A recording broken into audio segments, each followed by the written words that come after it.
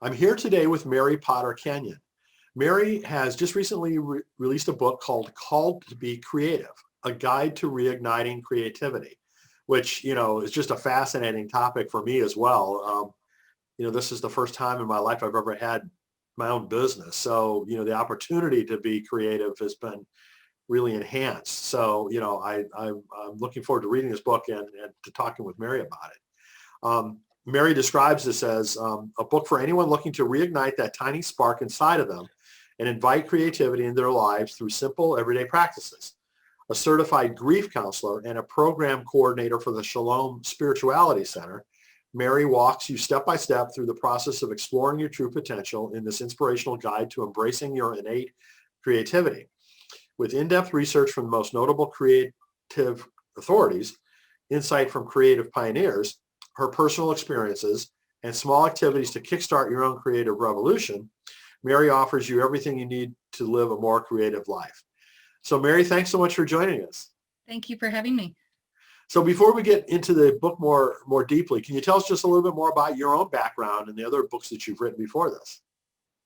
So I have been writing since I withdrew from college. I was working on my master's in family services, and I took my finals for that in the hospital bed after giving birth to my fourth child and deciding, oh, maybe I need to be staying home with my own growing family. And so I thought, well, how can I maintain a sense of creativity as I'm at home raising little kids? And so that's when I decided, oh, I'll just be a writer. So as if it's that easy. But I wrote something for a magazine called Praying, which is probably obsolete now. I'm sure it is. This is back in 1989, and got a $50 check for that. And so I was hooked. Okay, a stay-at-home mom who could, work on writing and make some money. Well, the money, I didn't see a lot of money, but it was something I just clung to as I gave birth to 4 more children and started homeschooling. I continued writing mostly for smaller magazines. I sometimes worked part-time for a newspaper. So my writing story is a long journey. My husband became my biggest supporter in my writing journey. And he believed that I could write a book about what I had lived and breathed for 30 some years was couponing. So that was a way a mom at home of 8 children could save money. So this was a whole aspect of my life that he said, why don't you write a book about it? Because it went on the New York Times front page is because Extreme Couponing Show came out. So it was like a hot topic all of a sudden, something I'd been doing. So that was a book I was working on when my husband passed away in 2012.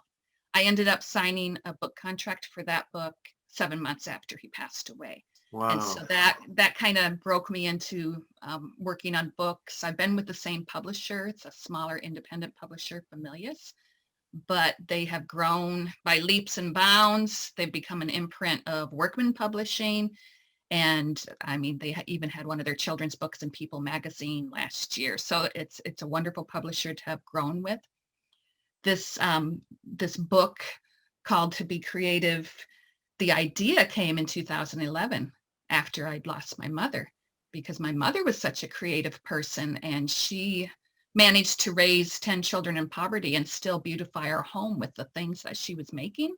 The wall hangings made out of burlap and buttons, the teddy bears made out of wool coats, the rag rugs on the floor, the way she could stretch potatoes and onions and homegrown chickens to feed a family of 10. She just was like this amazing creative woman who ended up picking up a carving, a knife out of her kitchen drawer at the age of 42 and carving a piece of wood. I mean, how many of us would even dare to even try something like that? So I think the seed was planted in 2011 after she passed away, and we found unpublished manuscripts under her bed. She didn't leave much in the way of material items, but she left teddy bears and wall hangings and paintings and wood carvings, and she made a home business out of it. So that's what we wanted. And in her writing, I found words that led me to believe, and I'm convinced that her greatest desire in life was that her children would get to heaven and that they would use their talents. And so that got me to thinking about the writing I'd been doing for 30 years and maybe taking it seriously. I mean, I wasn't making a lot of money. I hadn't had any bigger books published. And so that kind of led me on that journey. But I started speaking about creativity because I saw this woman and what she had done in her life. And I'd been clinging to that little bit of creativity with my writing. And I really wanted to see other people do that with their lives. And so I started by speaking to young homeschooling moms and speaking to them. If I ask them the question, do you think your children are creative? Do you think they have something in them? Do you think that they have talents? Oh, yes. They were all excited, and they'll pay money for those, to take classes for that. And then I asked them about themselves. What about you? Do you take time for creativity in your life? And suddenly they couldn't meet my eyes because I was hearing, well, I don't have time for that. I don't have time for that. And then I spoke to women at the other end of the spectrum and in their 70s and 80s and asked them the same question. Do you think that your children have creativity in them? And do you encourage that? And do you see that? Well, yes, of course. And the answer to the question about what about you broke my heart because they said, it's too late for me now. Or worse, I don't have any talent.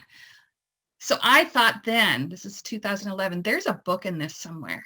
And I wrote out an outline and I stuck it in a file folder. And then I worked on that couponing book. And then a book about taking care of my husband through his cancer, was chemotherapist. And then a book about losing mother, husband. And by then I'd lost my grandson to cancer. Refined by Fire was the next book. I co-wrote a book with my friend who'd been writing letters to me for years, Mary Humpston. We wrote Mary and Me, A Lasting Link Through Ink. So I've had some fun and good books before this. And then I wrote Expressive Writing for Healing because I started doing classes about writing to help you heal with grief. And in 2017, I was in a job that was kind of killing me creatively because I was working for a newspaper and writing all those legislative coffee meetings, reports, and city council and school board, and yes, some of the human interest stories. And that's when I picked up that file folder. Is I was changing jobs for my own creativity, and I lost health insurance for a while and went to a job that gave me free mornings to write. And I thought, now's that time to pull out this book and start writing, because I'd been reading all those years about creativity, and I started interviewing people about creativity. And so it was a long time coming from 2011, the spark of the idea, to this year coming out during the pandemic, the call to be creative. But it's been an exciting time for me, just different, because normally I'd be out there going to libraries and going to bookstores and talking about my book and doing workshops. And so that's all moved online. Wow, what a story. That's really quite a saga that you've gone through. I'm sorry for all the different losses that you had to, bear during that period of time. But, at least you've converted that into things that can help other people, whether it's, your books or your speaking. And, that's pretty important to a lot of people. And, it sounds like it's been really important for your own journey too. Mm-hmm. Well, I decided to become a certified grief counselor, and I took classes online when I started doing the public speaking on grief and finding hope in grief. And I realized I needed some tools to help other people. And so I took the online training, and that helped me. There's different kinds of grief, and handling complicated grief or grief related to suicide. It helped me be able to do that. And I think the losses have transformed me into instead of breaking my heart, it broke my heart wide open, because it made me want to help other people through the same or similar experiences. And so I started a grief retreat 5 years ago. This year will be our 5th year. I do the workshops. So it's just, it was a transformative process. And that's why I wrote the book Refined by Fire, is because I was refined by that, by the losses. And I made something of that pain. And like I said, it felt like my whole heart opened up to other people, because I think that we are all here to help each other. And when we have an experience, if we can help each other down that road, I mean, to me, that means everything. And that's what, with this call to be creative, I want to help those women who say, I don't have any talents, or it's too late for me, realize it's never too late, because I have featured in my book a woman in her 70s who had been writing beautiful poetry and had never sent anything out because she thought that wasn't good enough. And for her to just take a chance and start submitting things, and now to be published in several places, and to just see that light in her eyes, it's just so exciting to be a part of that. I get as excited about that as I do when I get my own pieces accepted. So it's just, we all have it in us. And that's what my book is about, is it's in there, and we just, some of us have to look way far back to our childhood to figure out what it is that is in us, but there's something in us. I just had a conversation a couple of weeks ago with a woman who's 76 years old and just starting her writing, now, and she's really going after it. It's just like, good for her. Yeah, it's exciting to see that in somebody, and to let them realize, oh, I can do this, and it's not too late. It's never too late. I love the stories when you find out somebody who had their first book published in their 70s or 80s, and it's just, and I see that, or it's not, it's not going to hurt your kids if you're at the other end of the spectrum and you want to do something creative. It's not going to hurt your kids to see you doing that as part of your life. And I think the pandemic has brought that out in some people, where, okay, now the kids are home, I got to help them learn, and they're finding creative ways to help them learn, and they're getting down on the sidewalk and coloring inspirational verses on the sidewalk, and they wouldn't never have imagined doing that, or playing educational games with the kids, or I just see so much creativity coming out of this time. So one of the authors that I have worked with in the past is Frederick Buechner. And he wrote an essay called The Stewardship of Pain. Have you ever read that? No, I have not, but I'm going to write it down and find that, because I've read quotes from him, but The Stewardship of Pain, that sounds.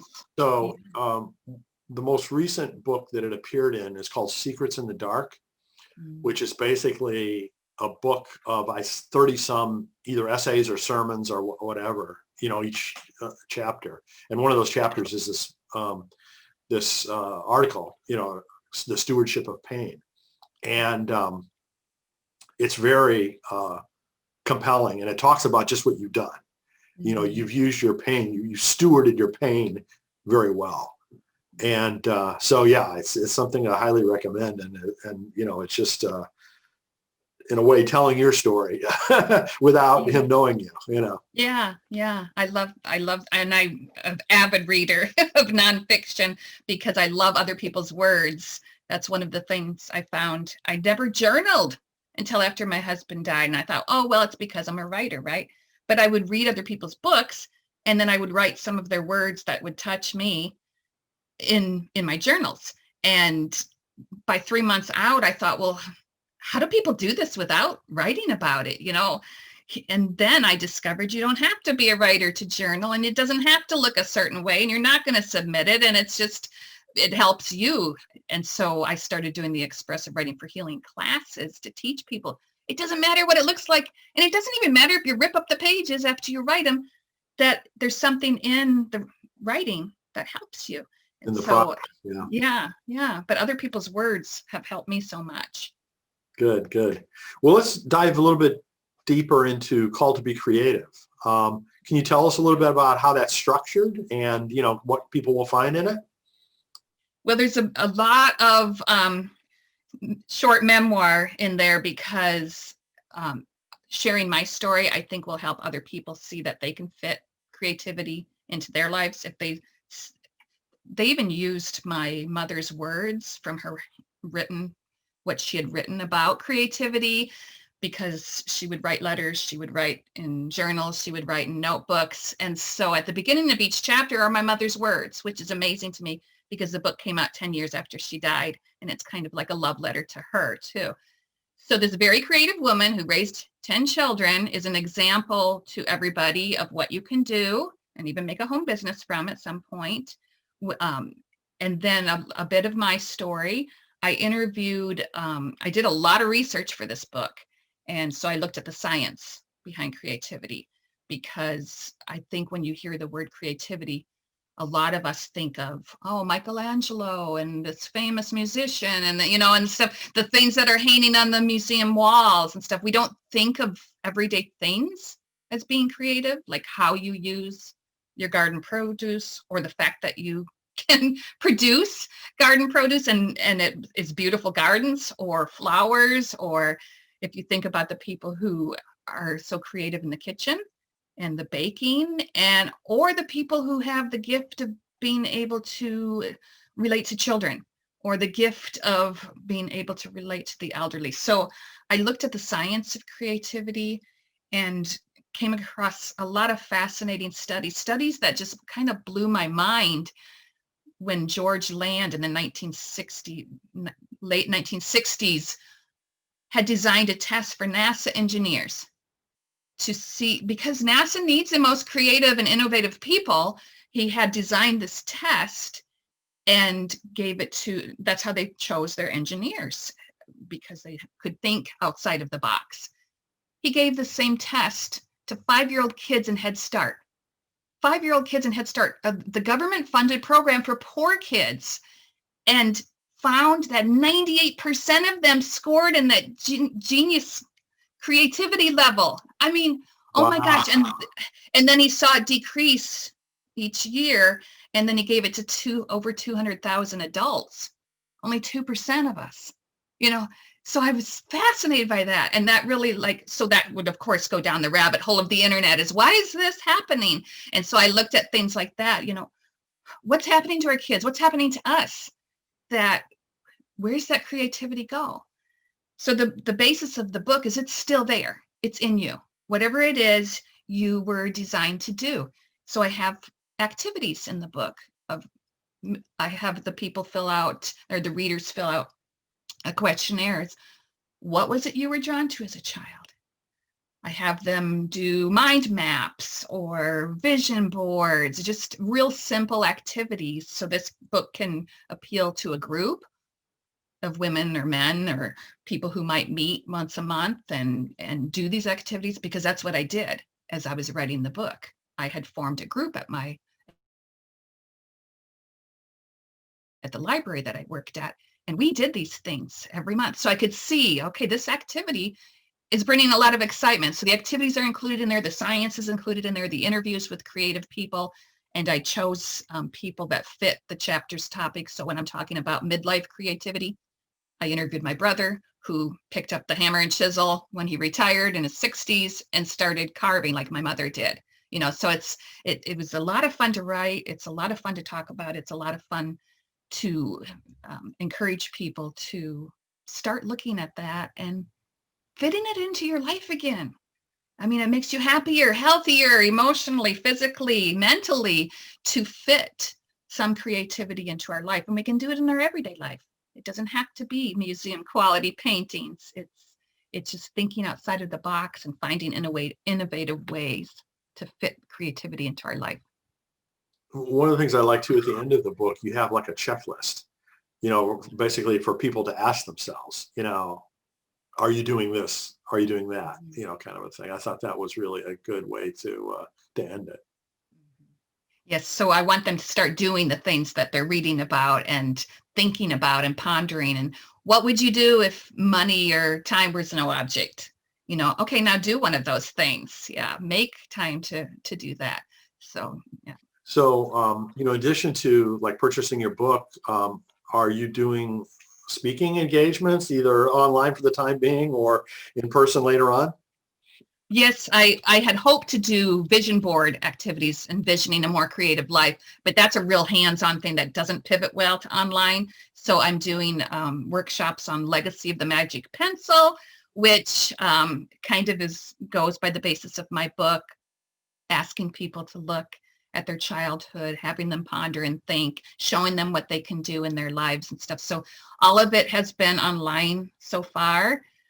I eagerly await a time when I can go into the bookstores and to the libraries and offer these kinds of programs. But I've been doing writing classes and for years, and so I just pivoted those online too. So I am an encourager. I want to encourage people to find whatever it is that they were called to do, and I totally believe it's within them. So that kind of goes along with you have to go out and do some public speaking and do some presentations, because it has to be that in-person encouragement.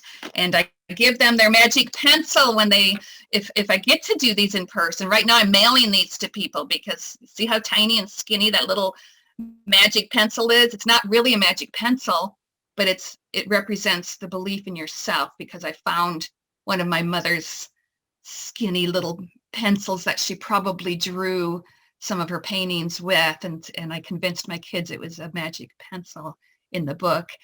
You can read that story, but I actually went on eBay and bought thousands of these. And I had this huge suitcase full of pencils that I imagined going through airport security with, and they're going to think, oh my gosh, what is that noise? And open it up and see thousands of pencils, because I'm going to go out and speak about the magic pencil. Well, now I'm mailing them. I'm mailing them to people. So if people want to find out more about your book and about your speaking, I'm sure they can go to marypotterkenyon.com. Yes, they can. Yes, and the book should be available through any bookseller. I really encourage people to support your independent bookstores right now. So if you have an independent bookstore in your town, to ask them to order it for you. You can get it on Workman Publishing, Familius, on Amazon, any of the regular places that you get the books. Good, good. So any preview in terms of what you're going to be doing next? I have like 2 file folders. So they're just ideas right now, and I don't know when they're going to come. I hope it's not 10 years like it took this one, but we'll have to see. Okay, good, good. Well, keep the creativity going. Mm-hmm. Well, Mary, thanks so much for joining us. It was really, fascinating to learn about your work and your book, and congratulations on that and all the other things you've accomplished. Thank you so much for having me.